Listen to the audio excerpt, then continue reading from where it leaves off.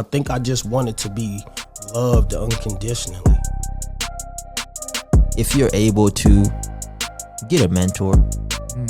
So investing in myself by way of being a lifelong learner. Being high value is a lot of unnecessary things every day. Staying in education and keeping my mind right is how I've overstepped poverty. Not everyone's on your side. Not everyone's fighting your battles. You have to fight those battles. Overstepping poverty. Overstepping poverty. Overstepping poverty. Overstepping poverty. Overstepping poverty. Overstepping poverty. Overstepping poverty. Overstepping poverty. Overstepping poverty. Overstepping poverty. Hello? I'm overstepping poverty right now. Welcome back to Overstepping Poverty, the podcast that provides you with tips, tricks, and hacks in overstepping poverty. My name is Daquan Brooks, and I'm here with my co-host Zacchaeus Shaw. How you doing, Zacchaeus? I'm doing good, man. I'm super excited for our interview today. We got another special guest. Excited to be on the other side of that terrible winter storm, I guess you could say, that we just went through. Boy, it was cold as hell. It was coming though. I mean, I definitely say we were blessed. At first I was like, man, we're down south right now with the heat and just the nice weather that we had all the way through January. Oh man, they did not hold back this last week though. No, man, but it was nice to be kind of stuck in the house. You know what I'm saying? Because I feel like in life we just we move so fast. Right, we're always going. There's always something that could be done, but when you get snowed in and you don't necessarily have the choice to be moving 100 miles an hour, it gives you time to relax a little bit, but also do some introspection. And I think that's what winter is really for, to really let go of the things that are no longer serving us. I agree. To some point, personally, I think winter is just there to just mess up my entire day, mess up my schedule. But a lot of things, of course, in life, it's all about perspective. How are you thinking about it? You know, how are you taking it? And you obviously turned that into a very productive winter storm myself. And I'm not gonna lie, I chilled. I just chilled. Good. You needed to. I did. I'm usually always on the go. I had a weekend off this last weekend, and sometimes you like sit there, like for me, and I'm like, I should be doing something. But this time I'm like, nah, I'm not doing anything. So it was good. Good, bro. It was a good time to just sit, reflect, hang out with the wife, just kind of get things done around the house. But now we're here. We're past the cold chill, and it's supposed to be 40s upcoming week. So so can't complain, right? No, not at all. And before we get into this, I just got to ask you, how are you feeling? You know, you only got a couple months and your baby's going to be here. Are you getting anxious? Man, what are your thoughts? Next week marks 3 months. So, you know, everyone keeps asking. Like every time I see a family member or a friend, they're like, how is it? Are you excited? Are you know, what's kind of going through your head? And it's like an emotion that you can't really explain because there's so many different emotions going on. You know, I'm like, am I prepared? You know, I'm excited for this to happen, but then I'm like, man, I just need a little bit more time to prepare, you know? But at the end of the day, it's the punches are thrown and you just got to wear them. So whatever happens, happens, and I'm ready for it. I mean, I set myself up my entire life for this moment, you know, to raise a child, to ensure that they have everything that I didn't have, you know? So it was a dream that's about to come true, that is coming true, and I'm excited. Yeah, bro. You know, so here we go. 3 months. Let's go. Let's get it, man. No, that's dope. I'm super excited. Like I tell you every time we get on this, I'm excited for you guys. I know you guys have tried for a long time. And getting into our podcast today, we actually get to welcome on somebody who recently just became a father themselves. You know what I'm saying? So we'll definitely dive into all that. But I want to get into our podcast today. Like I said at the beginning, we have a very special guest, somebody that has been doing a lot of great things out here, really putting on for the art community, really putting on for his music. If you've heard of his business here in Sioux Falls, for OsP&x, he's an artist that goes by the name of James1stGen, and we're welcoming him on the show today. Welcome. Thank you, man. It's been a blessing. We've been trying to do this for a little bit, so I'm great to be here. Absolutely, Yes. man. I know it was when we were supposed to record a few months ago. It feels like maybe it was just a month ago. I'm not sure, but you had texted me. I had texted you to confirm, and you texted back and were like, "Bro, I'm so sorry to cancel, but I'm in the NICU right now. My son's in the NICU. Everything's good, but we're gonna be here probably for a couple weeks. So I want to put this off." And it was crazy because when you had sent that, it was like a week prior that we were getting out of the NICU with our son, who was in there for 3 weeks.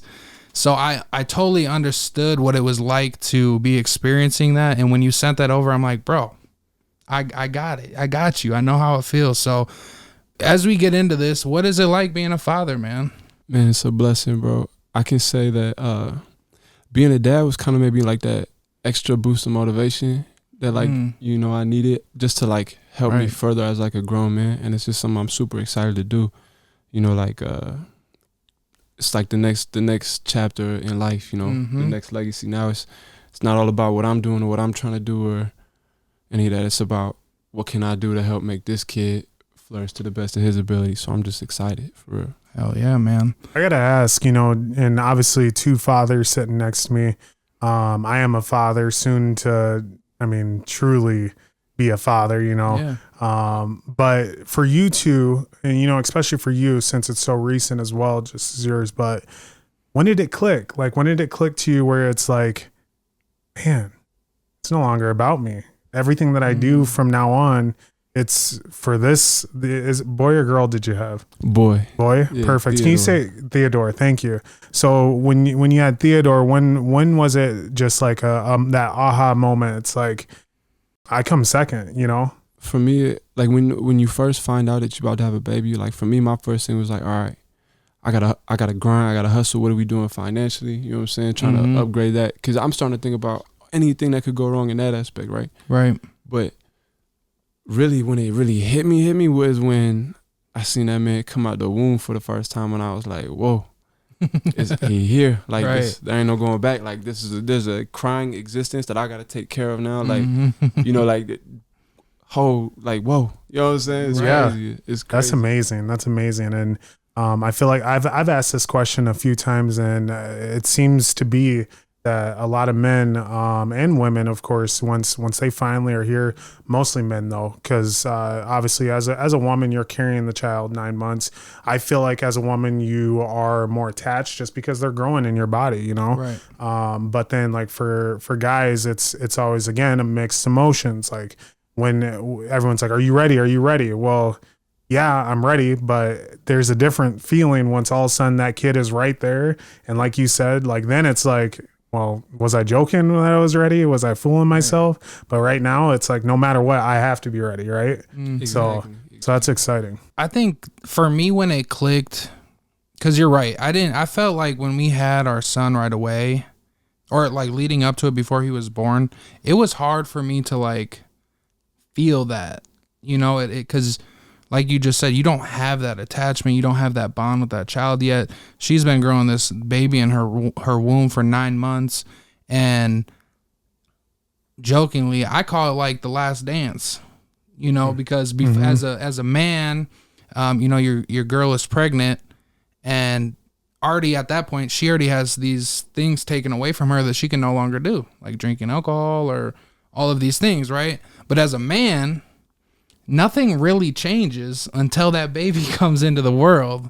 And it's like, you almost feel like you should have a bond with the baby already when the baby's born, and you don't necessarily have that yet.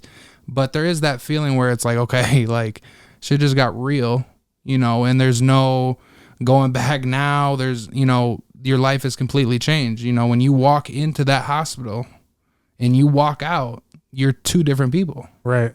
Everything's different. Thanks. And you know, one thing I will say to that is, you know, because you don't have that bond, like you saying, right? Like you don't have that connection of being the one to grow the child for 9 months and all that. But the one thing that did really hit me too, and I guess I can really hit this, is like, you know, because it doesn't really hit you till the child comes out. Like for me, it didn't. But before that, I guess I kind of realized that I wasn't the only one when like I saw her starting to go through like those real, like, you know, not like the contractions, like, oh, I'm about to have a baby, but like, you know, those little Braxton Hicks situations where, you know, they're going through they having their stomach pains, they're not sleeping through the night, all that. Right. And then, you know, once I watched her give birth, I'm like, yo, like, that's my superhero right there. You know what I'm saying? Like, you know, I'm already love, you know, Theo's mom to the most high, to the max, you know what I'm saying? But like watching, you know, your girl give birth and like that it hits different. Now it's like, that's like my superhero. You doing stuff I can never even imagine. You know what I mean? Like, it's crazy. She brought life in the world, which is something that we just can't do. Right. You know, simply, like, I agree, because it's what a woman has to go through to bring that baby in the world. We got the easy job when it comes to all that. So God bless us. Like, I carried them before you did, but right. You know, you know they don't want to hear that. You've been with me forever. You're right. Talk about you carried one for 9 months. I got millions for life. Just kidding. Well, let's get into your story, though. You know, obviously being a father is a huge part of your story, and that's, like you said, the new chapter for you. But, you know, before Theodore came into the world, you know, you had a life before that as well. What was it like? Where do you come from? What was it like growing up, man? Born and raised Sioux Falls, South Dakota, East Side. Shout out to everybody from the East Side. You know, it's always East Side love forever. Yep. And anybody who's not from the East Side not gonna understand that. But if you're from the East Side, you know you understand that. For sure, it's a different world over on the East Side. Shoot, man, fucking grew up kind of a crazy lifestyle. Like, I grew up with my mom, and she's white, and all my siblings are white. So I grew up being the only black kid in the house. You know what I'm saying? My dad is from Congo, so he's you know, he wasn't a part of my life, but, you know, so I grew up, I'm part African, you know what I'm saying, Congolese, and so I really grew up, you know, finding that, you know, trying to find my crowd, you know what I'm saying? Love my family to death, wouldn't change anything for the whole world, you know what I'm saying? My brothers and my brothers, and my sisters and my sisters, and I wouldn't change it for anything. Did you know your father growing up? No, I didn't. I actually didn't get to start really, like, talking with him until, like, 2019. That's like, oh wow, yeah, that's like when we got connected. We got connected because of my you ever did that 23andMe? Yeah, I did. Yeah, so I did the 23andMe, and I had my second cousin of mine reached out to me, and we found out that her mom is cousins with my dad, and then they got us connected, and we was able to make it all happen. But wow, and we talk all the time now. You know what I'm saying? He's been in prison like my whole life. You know what I'm saying? And so he doesn't get out to 2033. Okay. So, grew up, you know, without my dad, which kind of like makes, you know, being a father a little bit more important to me. Just right, for sure. You know, like trying to make sure I can give him what I didn't have in that aspect. You know what I mean? Yep. Before we continue, being able to meet your father, talk with your father, and being able to build a relationship over these last 4 or 5 years, what has that been like? Because I know there's a lot of people, and there's going to be people listening to this that are going to be able to relate to that. You know, obviously didn't grow up with the father. And as you grow up, especially if you don't know who that person is, like, you have that curiosity of wanting to know something. So, like, what was it like for you to be able to finally meet and talk with them? Emotional, a love-hate, you know, being real is a struggle. You know, I talk to him. We talk all the time, and, you know, I ask a lot of hard questions, you know what I'm saying? And because there's just some things I don't understand, like how you have as many kids as he did and not father really any of them, you know what I'm saying? Because you was caught up doing whatever you was doing. And, like, I understand that, like, you know, everybody has a different, you know, path in life, and this life shit ain't easy. You know, mental health is real, you know what I'm saying? And, you know, what you get, what your environment is what you get caught up in, unless you know, either seek the guidance or figure out a way to find it within yourself to do something different. Right. It's a love-hate. You know, he says a lot of great things, and it's all positive conversations, but, like, you know, when I hear my dad say I love you, and I'm like, you don't even really know me. Yeah. I mean, like, physically, we ain't even really spent no time with each other. Right. I love you too, though, because you're my dad. You know what I'm saying? And I love you, and I want to love you, and I want to have that relationship, and I want to be able to say that, but it just feels so weird. Yeah. What have the conversations, if you're open to sharing, what have the conversations been like when you told him that you were having a child of your own, and it being a son at that? you know, it was crazy because he was all excited. He's like, "Oh, my grandbaby, this, da da da da," and I'm just like, "Yo, like you using some strong fucking words," you know what I mean? I'm like, "Yo, bro, like," but at the same time, I'm like trying to embrace it. You know what I'm saying? I'm like, "Yeah, like, you know, you my dad, like that is your grandbaby," but like at the same time, I'm still like, the fact that I'm having a son makes me look at you even more different. Facts. Like, like I'm not. I still can't put it together. You know what I'm saying? But I'm trying to. You know what I mean? No, that's real, man. I think that's relatable too. It is. It's very relatable. And actually, you know, I've been fighting some demons, you know, on my own here, just because when, like you said, once you're about to have a kid, and you have a parent or someone that wants to be involved in your life, now, and they weren't back then, you know, it's tough. But then when you're about to have a kid, it's like, maybe I do want them to be involved, or maybe I do want to know kind of more of that background and stuff, you know. And what I'm saying, I'm fighting these demons here is because I went through the foster care system. I was adopted by multiple different families, and my immediate, my biological father, my biological mother had reached out to me multiple times, and no one knows this, but my biological father passed away this past year. And many times I fought with it, and I was just like, no, I don't want to, you know, you had your chance, and it was more of resentment. And then like, now that he's gone and I'm thinking about it here and I'm about to have a kid, I'm about to have a son, I'm like, there's a lot of things that I'd like to know about my past that I never got to ask, you know? So like, for you to have that relationship, I'm telling you, it's a big thing. And it's good that you are keeping an open mind, about that, because in many ways, even though like where I can take it like back now, where I'm like, I wish I would have just let him in just a little bit, just to know a little bit more, you know? So that's crazy that you did, you know, cause I think that's a tough barrier to break, you know, cause you, like I said, that resentment, that, man, you kidding me? Like, you had your chance. Like, and I fought that so many times. And so you think like, oh, you had your chance, all this stuff. But you know, the thing that hit me was like, yo, getting to know you is also getting to know myself. Man, you know what I'm saying? And that's the hard part. I'm not trying to I'm trying to understand where half of me comes from, and what that, you know, and like, I'm thinking like my son, like, I don't want him to grow up like me, wondering where the black side of my family at. Yep. You know what I'm saying? Yep.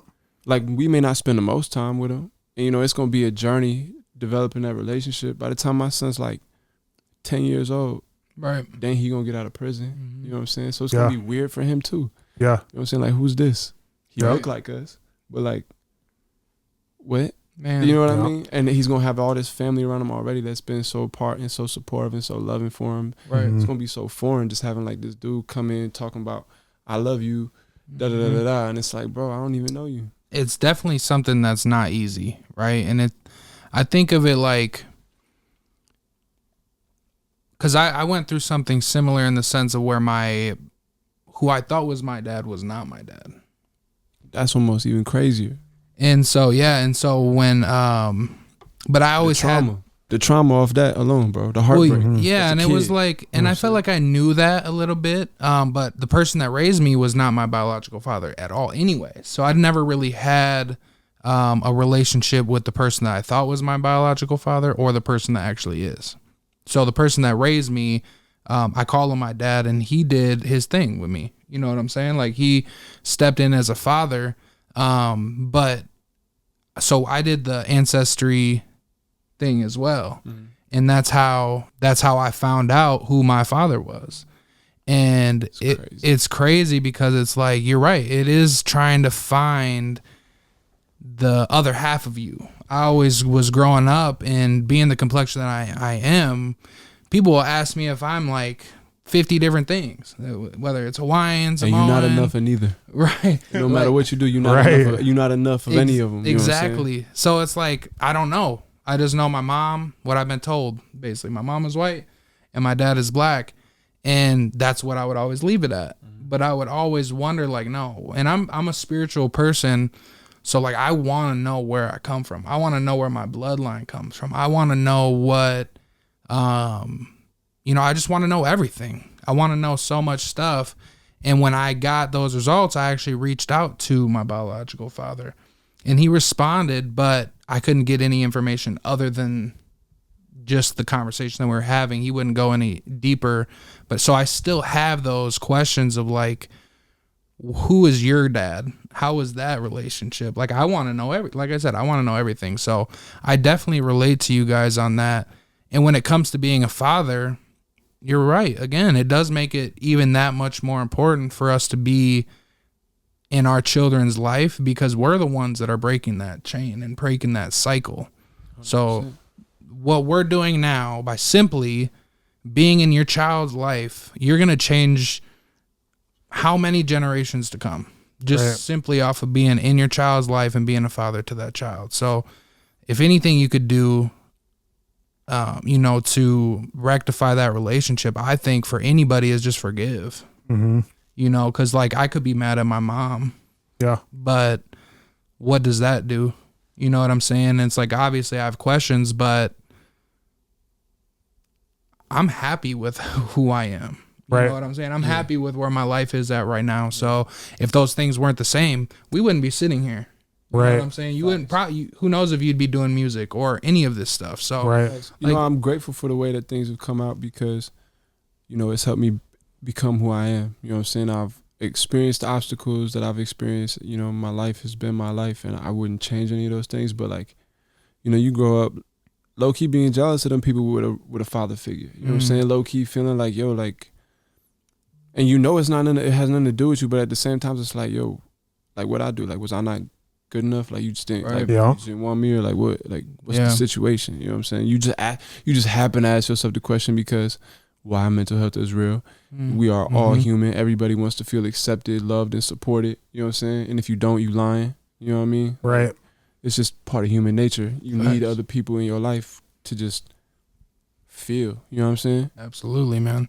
And that's what this is all about, having these types of conversations, because how often do you get to have these type of conversations? You know what I'm saying? Especially with people that you don't see each other very often. Like, we see each other if we are at the same event, with like friends of the people. I saw you recently, or at one of your concerts, but we're all very busy people in our own lives. So to be able to sit down and have this type of conversation, I really appreciate it, because these are the things that heal. Hell yeah. You know what I'm saying? And so I want to continue with your story. So as you're growing up, not being the only person of color in your family, do you feel like you did have identity challenges? Bro, when I was in, my mom can attest this, when I was in, it was like kindergarten or first grade, I came home and I stole white out from my mom's desk, and I went into my sister's crib and I tried to color my skin white. Wow. You know what I'm saying? And that's not even really understanding what racism was at the time. That's just me going to school and being like, yo, like, I know I'm getting treated different. You know what I'm saying? That's terrible. I was just like kindergarten, like first grade, something like that. You know what I mean? Yeah, man. And, that's something that still hits me, because I'm just like, yo, I'm so proud to be, black and white. You know what I'm saying? I'm proud to be just like me. I'm grateful, which is the hard part, is just accepting yourself every day. Facts. You know what I'm saying? Like, no matter who you are, it doesn't matter what you're doing. It's just waking up and accepting who you are and trying to improve that, flourish with that, grow with that. That's tough for anybody. So, I definitely had those types of feelings growing up, for sure. How many siblings did you have growing up? So I have, growing up, that I actually got to live with, I have 2 sisters and 2 brothers. Okay. All younger than me. And then actually I have 6 siblings that I have never met one of them out of those 6 I've met. Okay. Wow. And that's on your father's side? Yeah. And I'm the second oldest of 11. Are you the first boy? I am the first boy. That's crazy. That is crazy. I was the first, and looking back on it, for me, I'm the first boy of my biological father's side. So I look at it like, you fucked up. Facts. You fucked up. You know what I'm saying? So as you're growing up, going through those challenges, and at a very young age, elementary school, when you kindergarten, first grade, already dealing with that stuff, did you feel like you started to become, like, when, I guess, did you feel like you started to become more confident in your skin color and who you are as a person?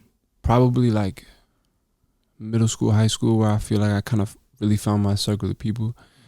You know, I got to shout out like Ochan and Abdul Mustafa, Bruce, Hashim Gaban. Those were my people for real. Yeah. And those were the people that really helped me like feel like I had a space. You know what I'm saying? And really helped me feel like I was accepted as an African. Wow. You know what I'm saying? Yeah. Cause like I'm like the first generation born on my dad's side of the family in the United States. So that just like for me, like I'm just like feel so lost and disconnected from that. So to have them, and they're not the same. Like there are Sudanese. Most of them are. Almost all of them are. I think Hashim like Kenyan low key. Pretty sure he's like Kenyan. Yeah. But shout out you to know Hashim. No, okay, I don't know. But yeah, bro, like they really helped me, like accepted me into their culture and like helped just make me feel like an African. You know what I'm saying? Like you had a spot to be. Yeah. So like big shouts out to them. Man.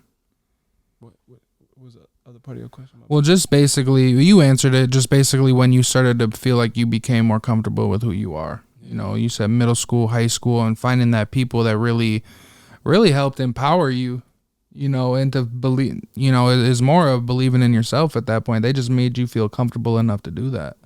And I will say, actually, outside of them, you know, I didn't really find my space until I moved out of Sioux Falls, and I went into this melting pot of people and realized that everybody going through way worse and way different type of stuff, and way like the world is extreme everywhere. You know what I'm saying? But man, and like, you know, I got my story, but hearing other people's stories and seeing where they come from and all that, and seeing all these different ethnicities of people and being like, yo, like I can really just be me here. Right? You know what I'm saying? I can really just full out be me and find who that is. Was this when you became a Marine? Yeah. Okay. Yeah. Well, take us through that journey then, because we get mixed views, of course, of the military. You know, there's a lot of people that find themselves when they go there. There's a lot of people that feel like it just wasn't for them, you know, that they were more pushed into it, didn't know what to do after high school.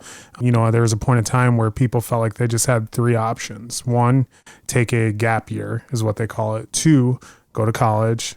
Three, join the Marines or the Army or the Air Force, you know, on that. So just why don't you take us through that journey, of course, you going into the Marine Corps. How was that?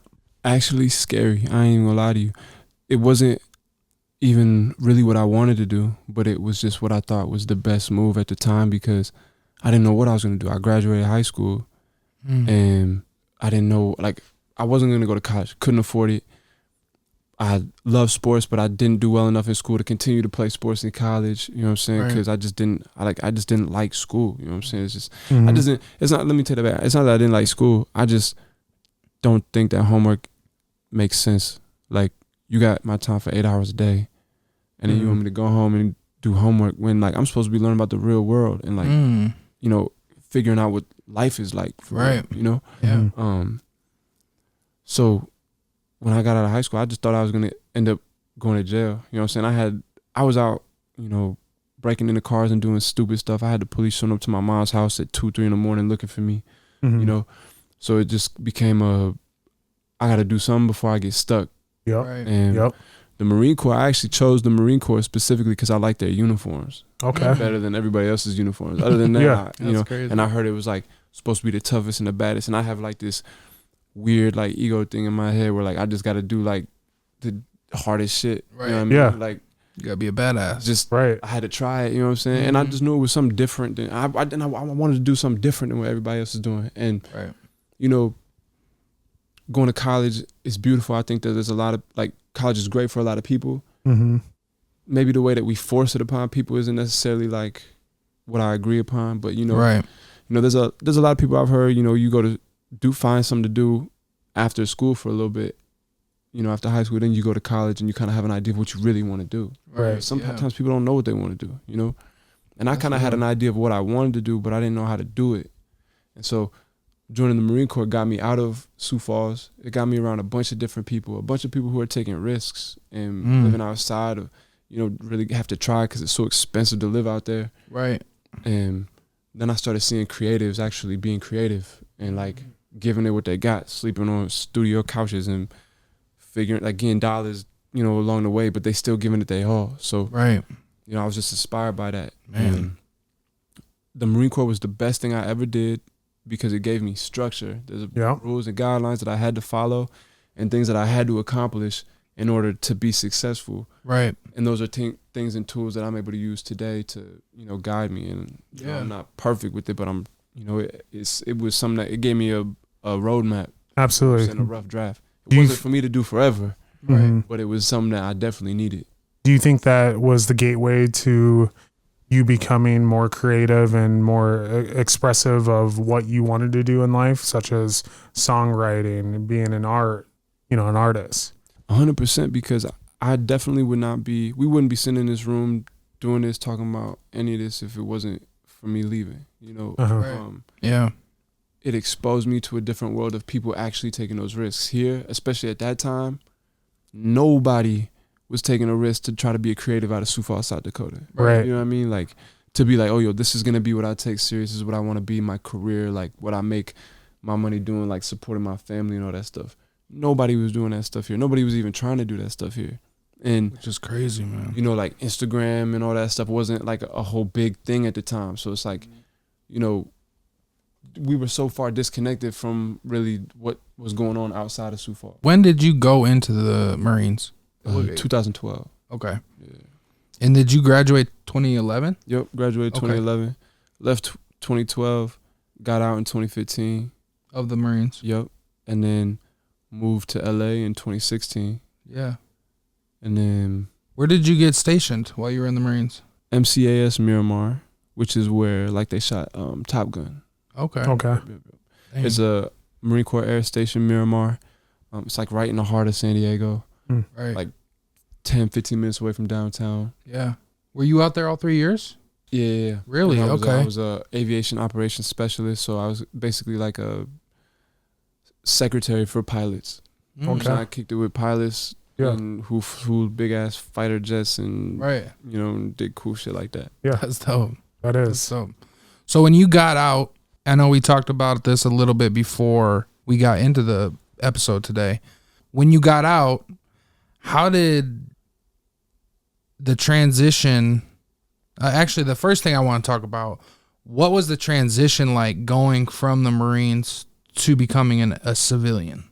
Weird, because in the Marine Corps, everybody's super aggressive and talks to you, because everybody you talk to is either above you or below you or equal with you. You know what I'm saying? But not everybody's equal, because you got rank and all that type of stuff, right? So you got all these people who be talking to you all aggressive, talking down on you, talking to you like you ain't shit. And then you got people who talk to you with respect because they're the same rank as you. And then you got people that you kind of talk shit to and talk down on and cuss out all the time because they're lower than you. And that's just like the way that it goes. And if you don't play your role the way that everybody else plays it, then you the outcast. You know what I'm saying? And the military is very political in that sense. Like, you got to stick to your role. Right. You know what I'm saying? That is crazy. Do you feel like that transition was something where you needed an outlet like music? Is that how that transition for you to get into the music scene? No, I think the Marine Corps actually helped me realize that I just didn't, like, I can work for somebody and I can have a job, I can do all that, I can show up and do the 9 to 5, because I was really, for the most part, in the office most days. You know what I'm saying? Yeah. So like, I can wake up and be there and do all that, but it's just not gonna make me happy. Right. Because at that point, I'm just collecting a check and I'm doing work that somebody else wants me to do. This is not work that I actually want to do. Right. You know? And like, that's most jobs. You know what I'm saying? So it just made me realize that, like, I really got to figure out how to hustle and really, you know, want to hustle to do things, something different. Right. You know? And it just happened to be that music was what I wanted to do. Before that, to be honest, in high school, I was like, damn, I want to be a professional athlete. But there's no outlet for that. You know what I'm saying? And that's like way harder even than trying to become like popping in music. Right. Or popping with clothes or whatever it may be. Facts. So let's move forward a little bit here, because I want to get into what you're doing now. Of course, you're an artist. You own a clothing store, which is called 1stGen, correct? Correct. Okay. So let's get into that. Like, what inspired you first to come up with the name 1stGen? I think that's very poppy. It's catchy. Where did that come from? So I didn't actually come up with 1stGen. And this is like one of my favorite stories to tell because first gen is bigger than me. And I always want to make sure that that is like understood, that I'm just like first gen is a mindset and I'm just somebody who's pushing it. You know what I'm saying? But it's bigger than me. It's for anybody who wants to be it. If you believe in it, then that's who you are. Right. But, you know, growing up, you know, there's a lot of minorities out here in Sioux Falls, you know what I'm saying, especially on the east side. And growing up, you know, shouts out my dear friend, he basically like a cousin to me, Abraham Lokanobi and Ephraim Dagmawi. They all said first gen for the first time. Oh, Sul Dibber's older brother, Pamadou. Man, Pamadou, he a real one. He taught me a lot, low key. Even though he doesn't even know it, just from a distance, he taught me a lot. Yeah. Cause he was big into fashion, sneakers and stuff like that way before anybody was. And that stuff dope. like inspired me, you know. And like Abe, he had a big mindset, like, you know, always about like getting out of Sioux Falls and like making money and really doing like living like a life of like luxury and just like really, you know, knowing that you can make anything happen if you just grind for it. Absolutely. Right? And first gen came apart through them. They were like, yo, you know, it's just a mindset that you like, cause they were first generation in the United States supporting their families. So they used to go to the bank, you know, and help and translate to the bankers for their family or translate to people who pay bills or the teachers, whatever it may be. You know what I'm saying? So they were the first ones to say it, and I was inspired by them and adapted it. And then Abraham actually was in the Marine Corps too, and we were both stationed in San Diego. And he was the first person I told that I was going to start making music and I was going to go as James1stGen. And just keep pushing that message that whether you are a first generation minority in the United States, you know what I'm saying? And that's how you resonate with being first gen, or it's just a mindset to understand that no matter what you do, no matter who you are, you the first you, and can't nobody be you. Yeah. Even if you got a twin, you know what I'm saying? Even if you a doctor like your dad was, you know what I'm saying? Or whatever it may be, you the only you. Can't nobody be you. So you first generation no matter what you gonna do with it. That's fire. I love that. And I like it a lot because at that time when you gave yourself that name, what year was that? Do you remember? Like, it was while I was still in, it was like 2014 when I was in the Marine Corps, and I was like, yo, I want to make this music. I just still didn't know how to get started with it. But I was building the brand, you know what I'm saying? Like, you know, this is going to be my name. And as soon as I figure out how to drop music, this is what I'm going to do. You know what I'm saying? And did you know at that time that you too were first generation from your father? I did, but I didn't really fully understand. I did, but I didn't. You know what I mean? I didn't really know the full in the depth about what my family was. I just knew that my dad wasn't from the United States. Yeah. You know what I mean? Okay. So getting into music, I know you spent a lot of time out in California, LA area. What was it like being in those environments, in those type of studios, you know, and just a completely different atmosphere, I'm sure, than what you've been able to experience oftentimes in Sioux Falls? Is there a difference? And do you have any experiences from out there that you know you wouldn't get here, I guess?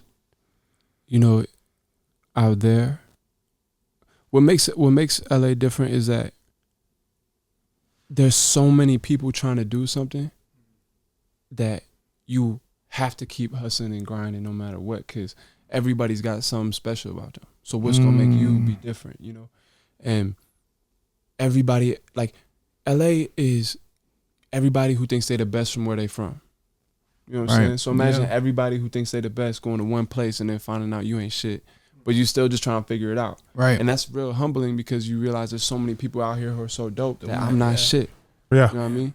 So that is humbling. You just don't get that experience here. People hustle and work hard here, but it's just different because we don't take creativity and artwork seriously. You know what I'm saying? Those industries are out there. That's what it is. That's where all that it was created and existed. You know what I mean? I wish that there was a little bit more of that energy here. You know what I'm saying? Because the arts community gets left behind big time here. Yeah. And part of it is just because of the society we grew up in, but a big part of it is also because there's nothing here to like really like no. These artists don't feel like they're taken serious, and they don't even know how to take themselves serious. And some of them that are, you know, get jaded real quick because they feel like nobody taking them serious. You know what I'm saying? Right. So it's like this never ending cycle of just people taking advantage of other people and people not trying and then people capping and people not really being real and just not working, and then just ultimately just not working hard, getting tired, getting lazy, just wanting something, just wanting a platform and everybody to do it for you. People just want people to show up and buy your stuff and love you. They don't want to put in the work to be loved. Facts. You know what I mean? Yeah, and that's I do find that to be an issue out here, especially when it comes to the art community, to like the creatives, you know, whether you are an artist or you're doing songs or you're doing like what we're doing as far as doing the podcasting. There is a huge need for it, especially in South Dakota. There's one thing that we pride ourselves in, being from the Midwest, and that's that we work hard, you know, and the thing about it is we work so hard that we try and be so humble, and we want to hide the fact that we're working this hard, right? We want to make it seem like it's just so easy, but it's not easy. You go anywhere else, you take someone from the Midwest and you send them somewhere else, I guarantee you'll be able to see the difference in work ethic, you know? But like out here, like people got to stop giving up on themselves. They got to see that you got to see the full path. Like even with us going into this here, we knew that we're about to start doing something that no one else has ever done. But that's the beauty of it. It's something that a path that we could lay, a path that we could show others that, hey, listen, if we can do it, you can do it too. You might not be able to do it as good as us, but you can do it too. You know what I'm saying? Facts. Right. Yeah. So, it's just crazy to me, just being from the Midwest and just people hiding their talents, and giving up on themselves because, man, oh man, we have so much talent here. It's ridiculous. Bro, it's so crazy. Like, you know, I tell myself all the time that there's no reason why, you know, the creative industry isn't bigger here. You know what I mean? But we have a lot of, like, even like the regular businesses though don't take the arts community seriously, and we have a lot of individuals who just look at the arts community as like, you know, something you can just take advantage of, get free work here, get whatever you want. But then also like we just have artists that like just also don't want to put in that work. You know what I'm saying? Right. And it's tough when you trying to weed out who's who. When you in here trying to give your all and trying to do what you can to bring the best to it, whether it's for yourself or for others too. Yep. And you just get met with like this brick wall of laziness, you know what I'm saying? And then everybody looking at you like, what's you gonna do? And everybody loves you when you popping, or like when you're doing something and there's motion coming from somewhere. Whenever somebody sees you having motion somewhere, everybody's like, oh yo, they want to be. Man, a part I love of you. I love what you're doing. I love everything that you happen. Blah blah blah blah. But as soon as they see that like either they not benefiting from it or whatever, they either get mad at you or they just fall off. Like it's just like you're whatever again. I feel like it's a lot of entitlement in Sioux Falls when it comes to that. Exactly, is people feel like you owe them something in the Midwest, and when you get, I think that's kind of the secret power of being able to live in a bigger community and city, is you find out real fast that nobody owes you a damn thing and nobody cares if you make it or not for the most part, and you really have to learn how to move. Like growing up in Vegas, for the years that I was out there, I really learned how to move and just be able to observe a situation from afar, to even know if I'm going to walk down this block or not, you know, or I'm going to go around and take the long way home type of thing. Like in Sioux Falls, you don't necessarily have to grow up and think of those types of things, but you can relate that to a lot of different things. And you mentioned it, where there's so many people, there's so many big fish in the big pond. But you take those people and you take those experiences, and if you can cultivate that in a place like this, you can be that first to ever do it in Sioux Falls. Like there's so many things that have never been done in Sioux Falls, and there's so many people that need each other. And that's another thing, is people don't want to work together. They get in their feelings, like you said, if they don't feel like it's in it for them, that they don't want to be a part of it. But that directly goes to their mindset, right? Like there's enough for everybody to eat. Everybody can eat, you know? And I think that's the biggest thing that we have to get through everybody's head, is if we can work together and put this together and really support each other, there's no reason why it wouldn't take it to the level that we need it to go to. But that's 100% facts. You know what I'm saying? Like, I tell people all the time, you know what I'm saying? I say this to everybody that ever asks me anything about the arts community or anything about anybody, any artists out here, whether it's music or whatever it is. We got mad talent. There's a lot of great people here, a lot of great opportunities, and everybody has their own lane. You know what I'm saying? That's one thing I want everybody to understand is there's room for everybody to eat. You know what I'm saying? And everybody has their own role. And sometimes people just got to be willing to not be selfish and play a lesser role for a moment to have a bigger role later. Or play a bigger role now, play a lesser role later, because you got to support others if you want people to support you. You know what I'm saying? And you can't be so mad, bro. Stop being so fucking mad. Everybody's so mad out here when they're not getting what they want. It's like entitled. Yeah, 100%. Entitled. You know, It is. It's like, dog, just breathe a little bit. We can all do it. Yeah. We can all do it for real. So I want to get into something a little bit different here now, and it still deals with first gen.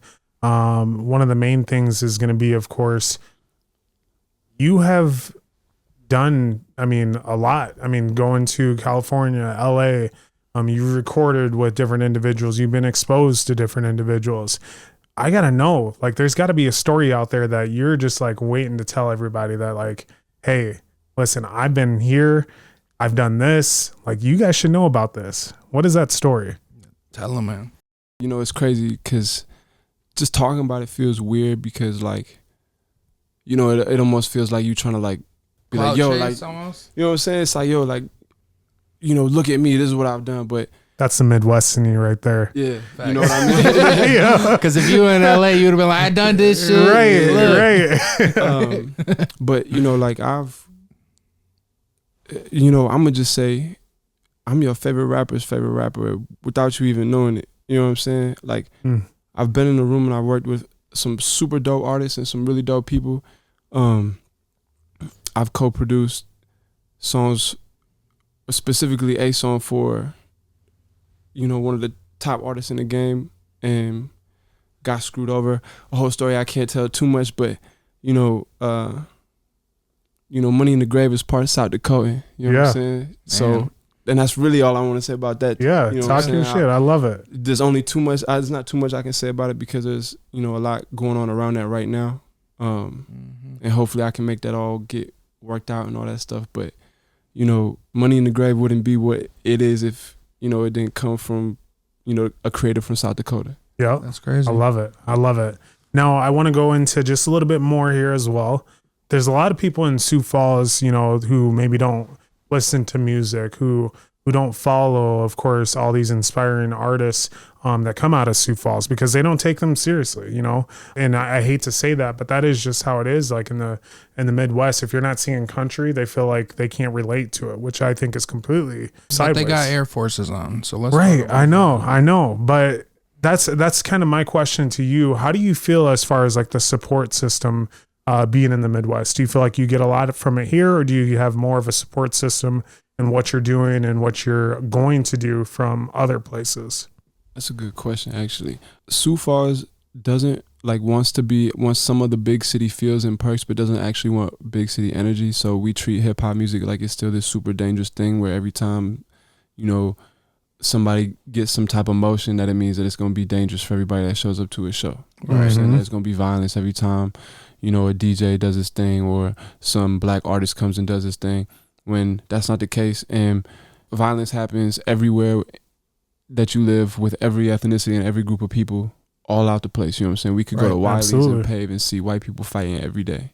You know what I'm saying? Like, it just is what it is. And I know that, there's a lot of people out there who don't have that judgment and are very supportive of people of all colors and ethnicities. And we're grateful for those people. As a city, we just got to want to support, people in the arts community and take it seriously. We just don't take artists seriously like they could really be something bigger than this. Right. We act like it's just a hobby or, you're an artist? Haha. You know what I'm saying? Like, what is it like to push through that though? Right? Like, cause you've had to do that, especially being back here now.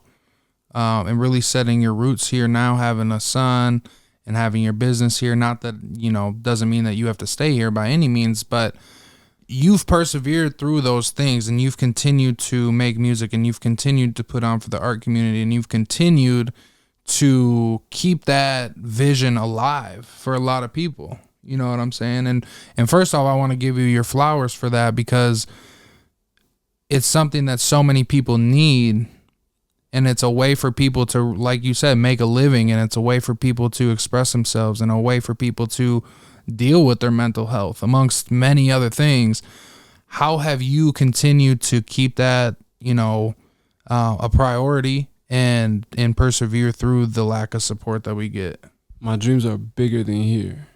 Yeah. You know what I mean? It's knowing that there's 7 billion people in the world, and what I'm not trying to just do cool stuff here. I'm trying to do stuff all over the world. I want to travel the world and share my story and share my music and my experiences.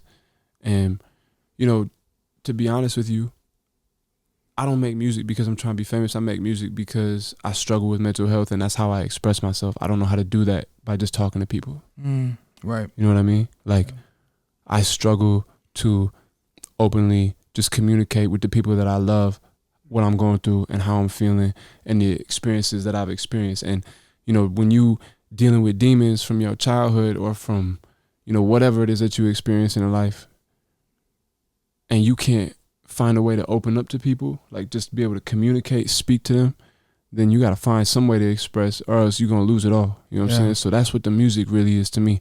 And I'm just trying to get it out, because maybe it's going to touch somebody, maybe it's not, but it's just getting it off my chest. I'm just, you know, maybe that's a little selfish for me, but I'm just trying to get it off my chest. You know what I'm saying? Absolutely. I don't think it's selfish at all. I mean, that's where the best music comes from. Like, when you can listen and hear an artist and you can feel the pain in the lyrics and the words that they're saying, like, for me, there's no better music than that, because you can literally feel that person is all the pain that they were feeling while they make that song. But do you have, as you're growing up, do you feel like you had anybody that inspired you when it does come to the music stuff? Just in general, or like out here? Just in general. Like, who was it that you listened to growing up the most? I used to listen to this group called Rock City. Okay. A lot of people wouldn't know who that is. I've never heard of them. No. Yeah, a lot of people wouldn't know who they are, but there's this guy named, they used to go by Spokesman and Don't Talk Too Much, or Don't Talk Much. But they're really like some of the greatest songwriters of our time, and they used to write huge hits for Rihanna and like Beyonce, Chris Brown, right? Like huge hits. And then they also made their own music. Right. And me and my friends, you know, Ochan, Abdul, all them, we used to literally listen to that music every day. That was like our theme music. You know what I'm saying? So like, just seeing them they weren't the biggest artists in the world, right? But they still just did it. They just still kept working hard, became songwriters for other people, and then still had their own world. I don't need to be the biggest artist in the world. That's why I'm not trying to do it for all that. I'm just trying to express myself and support my family. I love it. You know I love it. For sure, bro. You know, I've got one more question for you here before we do move into our next part of our episode here. And it's something that we do. We ask everyone on here, obviously 1stGen, you know, I connect that with Overstepping Poverty, because in Overstepping Poverty, you have to take that next step at any given means, any given time, no matter your past, you know. As a first generation, you're changing things, you know, you're rewriting the script, right?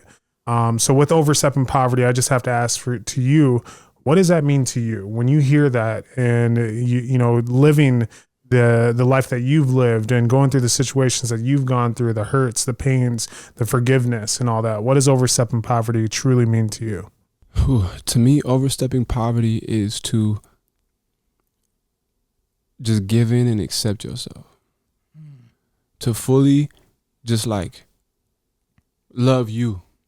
You know what I'm saying? Because no matter what you're doing, no matter where you at in life, no matter who's in your life, you can't love nobody else until you love yourself. You can't be successful till you accept and love yourself. You can't do nothing. You can't truly do nothing until you love and accept yourself. You are always going to be miserable until you love yourself. And that's way harder, you know, or way easier said than done. Right. And you gonna struggle every day with it. Some days you might be so in love with yourself. The next day you might hate everything about yourself. Mental health is real. The struggle is real. But like, man, you figure out how to do that. You make that your goal. Everything else gonna fall in place. I swear. You know what I'm saying? Yeah. Man, I agree. Only one you. Right. Big face. Man. Right. But this takes us into the next part of our episode here is what we call roundtable. Obviously, we've been asking you some tough questions. We want to now pass the mic to you to ask us some tough questions as well. Man, okay. So what made y'all start this? What made y'all do this? And what made y'all realize that like together is what it was meant to be? In some previous episodes as well, but Zacchaeus and I, we, after college, of course we met in high school, but really grew a relationship in college. But as we continue to go on, we used to work together. Every single job we'd quit. If he quit a job, I quit a job, you know, and, we'd go and get a job at the next same place and whatnot. But even after that, as Zacchaeus and I moved on with our lives, we continued to reconnect and continue to build, what we felt like is a good foundation for ourselves and our family. And that was all through conversation, you know? And so while we're having these conversations, we kept thinking like, hey, like we have it in us. What should we do? What kind of business should we make? What kind of things should we do? And it finally clicked. We're like, it's not the business part of things that we should do. We're here to inspire people. I truly think that Zacchaeus and I are both healers in this world. I think that we have a platform that we utilize to ensure that other people can build on themselves, you know, in any different way, any different, you know, perspective that you can gather from. You can take something from someone that we have on the podcast and you can grow from it. And so when I continued to think about that, I was like, I'm going to order this podcast equipment.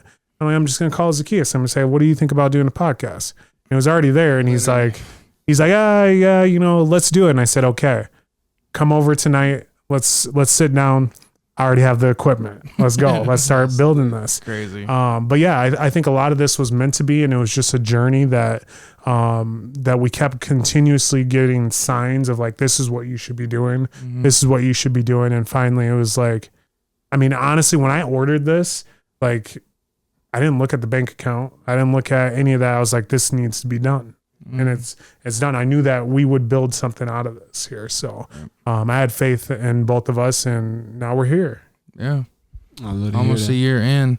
I think it was, obviously it was all of that stuff, but it also came from a lot of what we've talked about. I feel like in Sioux Falls, there's a lot of people that get recognized and are put in the spotlight, and maybe rightfully so, but there's a lot of people that don't as well. And there's a lot of people, like you say, that just get, like you said with the art community, you just get kind of looked over. You don't get taken seriously.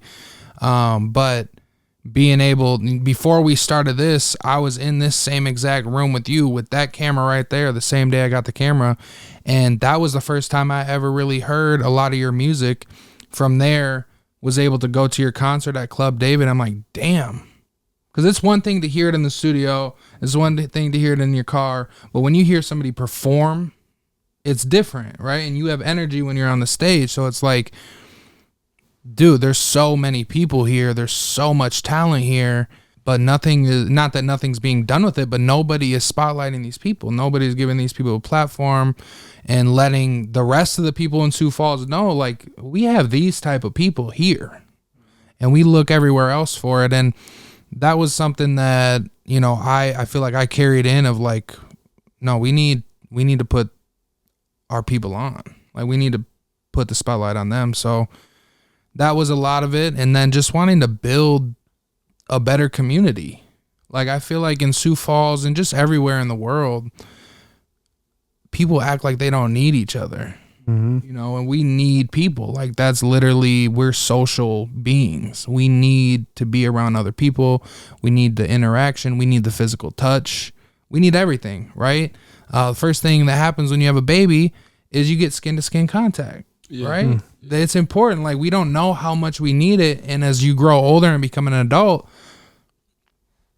outside of having sex, how often are you getting skin to skin contact, or how often are you hugging somebody, you know? And that is far-fetched from like starting a podcast, but really I do want to, we want to connect people in a way that just hasn't been done. I feel like we can get people in a room together that have never been in a room or never would think they'd be in a room together, and you just never would know what can happen from relationships. You know what I'm saying? Facts.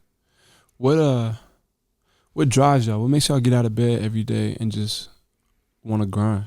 Man, I think it's a lot of things. It's obviously being a father, being a husband, having that responsibility, wanting that responsibility of being that provider. You know what I'm saying? And we're not there where I'm 100% providing financially yet, but that's a big goal of mine. And, you know, I was reflecting on this recently, and it's like, and this is for the men out there, especially if you do want your wife to be at home with the children or to be out of work and be able to do what she wants, we have to allow them to do that, right? So a lot of times we have these expectations. You know, for my situation, I may have this expectation of my wife that that's what I want, but I'm not allowing her to do that because she's still in a job. You know what I'm saying? For my wife, I know she's meant to be a mother. She's just nurturing. Like, that's something she is so good at. But how can she fully be a mother if she has to work 40 hours a week? You know what I'm saying? Mm-hmm. And that's just something that drives me outside of just being able to achieve things that you just never thought was possible. Right. Literally. Like, I know in my heart that I'm meant for something way bigger than what I had been doing or what I've been doing. Right. And, you know, that stresses me out a little bit. Right. You know what I'm saying? But I think that stress is what continues to push me. That the stress is maybe what drives me to achieve those things that I see in my head. Because I know, shout out to Bob Proctor, I know if I can see it in my head, I can hold it in my hands. Oh, yeah. Hold that. You know what I'm saying? So that's a little bit of what drives me. Yeah, I can completely agree with everything Zakiya said there. But with me, it's pretty simple. I love to win. I do.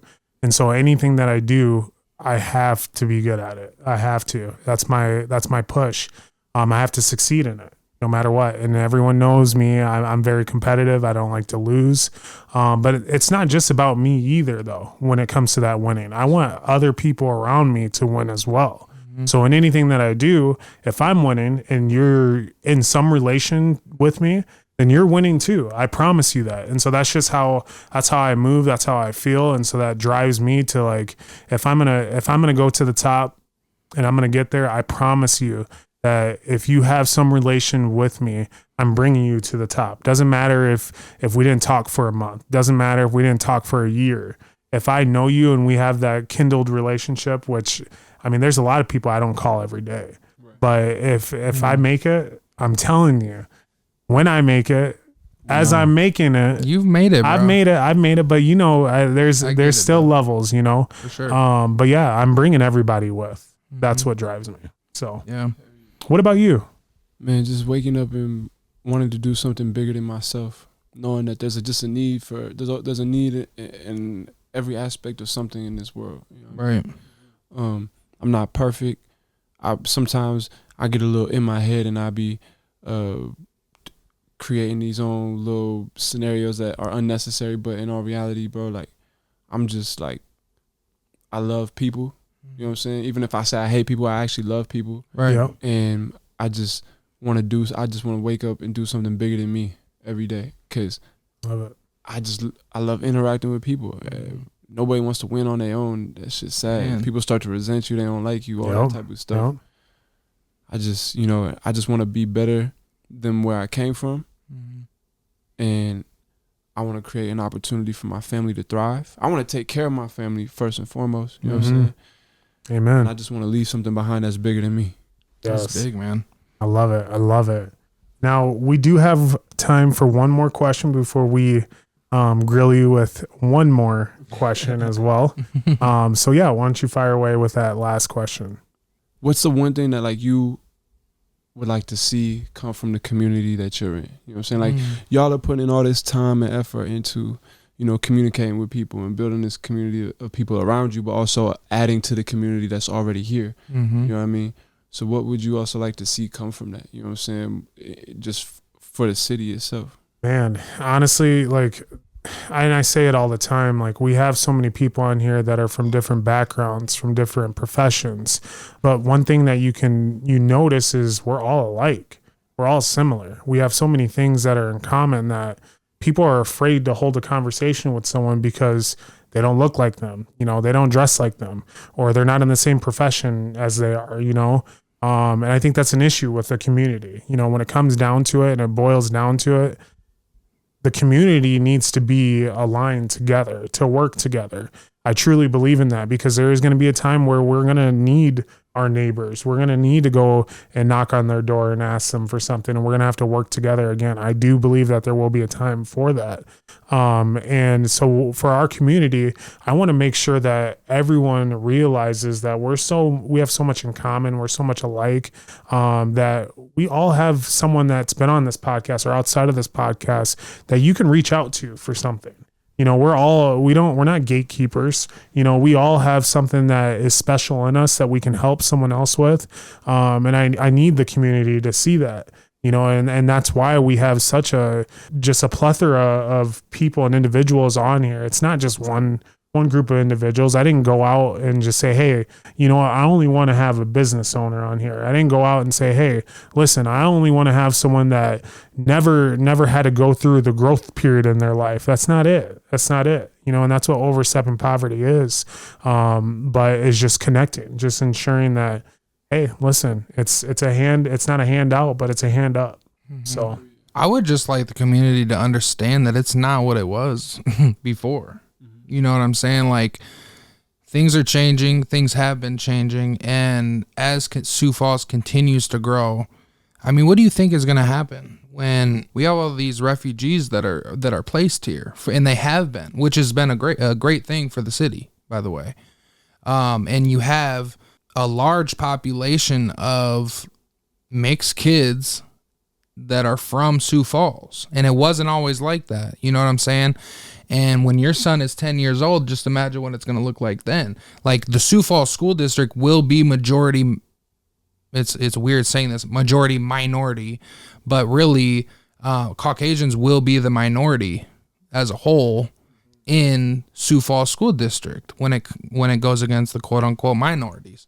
So it's like, you guys, the community has to realize that, and we've highlighted it, having somebody like you on, having even the mayor on, having Devontae Clay, Dante Johnson, all these different people that are on are the people that are making waves and doing things in the city, and most of them will not get the respect that they deserve, oftentimes because we're some of the first ones doing it the way that we're doing it. But because we're doing this, Overstepping Poverty right here, there's going to be more people that do podcasts. Absolutely. There's going to be more artists that come from Sioux Falls. There's going to be more athletes. There's going to be more everything. And with us starting this now, with you having 1stGen here and doing what you do with the art community here, what does that look like 10 years from now? This is really just the beginning for a lot of this stuff. It is. And we know the talent that's here. There's artists that I listen to that are from here, and I'm like, they're way better than a lot of the people that are mainstream.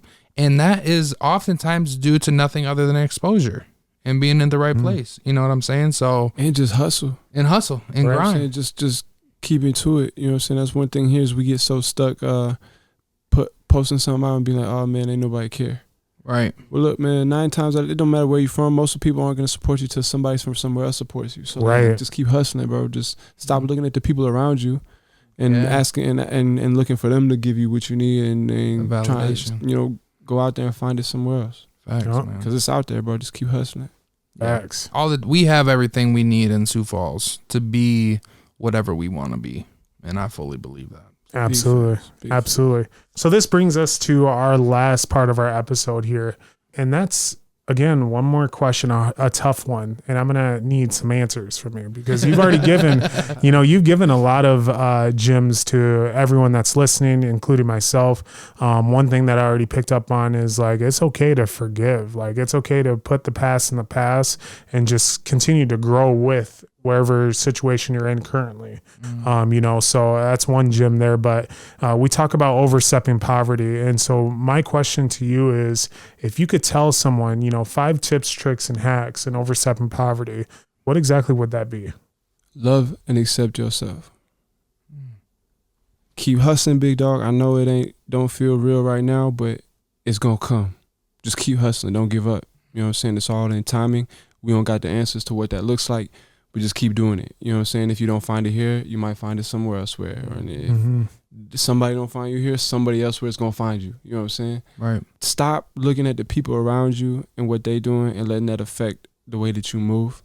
Just be you. Dress how you want to dress. Talk how you want to talk. Be friends with who you want to be friends with. Hang out with who you want to hang out with. And try to keep people around you that, reciprocate that energy. Right. You know what I'm saying? Don't just give your all into people with nothing back, but also don't give yourself to people expecting something, because don't nobody owe you shit. Facts. You know what I'm saying? And it's crazy because these are things that I need to remind myself every day too. Facts. You know what I mean? And also just like, it's not about you. You know what I mean? Wow. Like, it's not about you.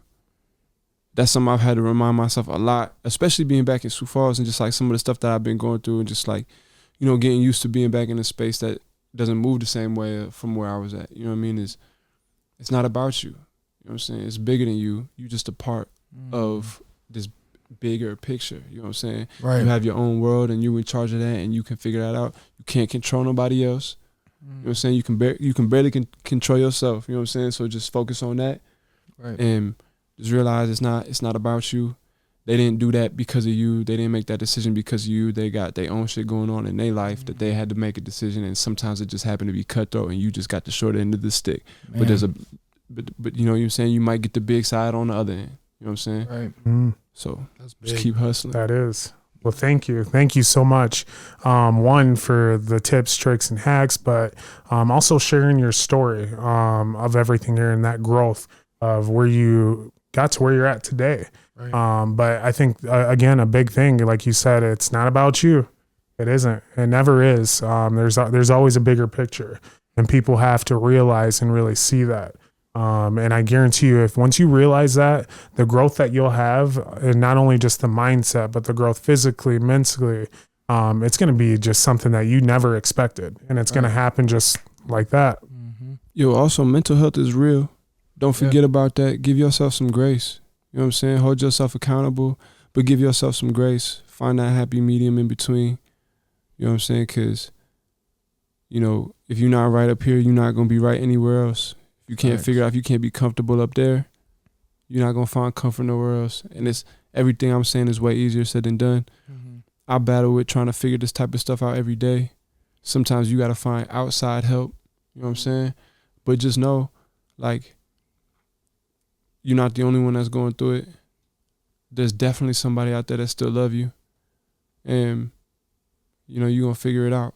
You know what I mean? Yep. A better you is better for everyone. Exactly. Facts, bro. No, I appreciate you coming on and sharing all that stuff. We say it a lot, coming on here and being vulnerable. It's not like we ask the typical questions that most people are going to have an artist on and ask them, right? Like, we want to actually learn who you are, where you come from, and how you got to where you're at, and, the challenges that you've had to overcome to get here, right? So I want to thank you again for coming on the podcast. Shout out to you and your family, bro. Nothing but well wishes to you guys in this new chapter of your life. And where can people find your store at? And find you online as well? Man, you can catch me and the music on any platform online: Spotify, Apple Music, YouTube, SoundCloud, all that great stuff. And you can come check out the store at 1108 West 12th Street. I got to give one big shout out real quick to Lunar and Chastity. Shouts out Lunar Skateboards. They are here at the store. They sell some really dope clothes and they do some really dope stuff. Lunar is a super dope photographer and filmmaker. Chastity is also a super talented photographer and filmmaker, and also great designer. They both partner together on everything that they do. Wow. You know what I'm saying? And you know, like, shouts out to them for being in this space. Come check them out here at 1108 West 12th Street, First Gen HQ. And just one last thing I wanted to say too is, like, you know, for me, some people who know me and who don't know me, I may say things that come off a little, you know, egotistical, or maybe even a bit like conceited in my own. So maybe sometimes when I speak, I even feel like maybe I sound that way, but you know, I'm figuring out how to try to be the better version of me every day. I'm trying to figure out how to do what I can do to be the best that I can, just in any aspect. Right. I'm not perfect. I don't always have the best mindset or thoughts going into stuff, but you know what I'm saying? I'm always willing to try, and I'm willing to forgive those, and I'm also hoping that people are willing able to forgive me. You know what I'm saying? Like, for sure. We all need an opportunity, all need a chance, and this world is too short to just be holding grudges and being mad at everybody. Yeah. You know what I mean? So just like, I hope we all can connect and figure something out along the way. You know what I mean? Absolutely. That's powerful, man. That's powerful. That is. And as you guys know, this podcast is brought to you by OSP Productions, the podcast production company that provides you with an opportunity to make a podcast on your own. You don't have audio? That's okay. You don't have video? That's okay. We've got you guys covered. So again, why don't you hop over to oversteppingpoverty.com, give us an email, and just let us know when you're ready to take the next step in overstepping poverty and making your own podcast. Also, do not forget to hit the follow, like, and share. Well, thank you so much. And don't forget to subscribe. We'll see you guys next week in Overstepping Poverty. Thanks for tuning in to another episode of Overstepping Poverty. We hope you found this week's discussion informative and thought-provoking. We know that tackling poverty is a complex issue, but by working together and understanding the root causes, we can make progress towards creating a more equitable society. If you enjoyed this episode, please share it with your friends and family, and don't forget to subscribe to our show. Until next time, let's take the next steps in Overstepping Poverty.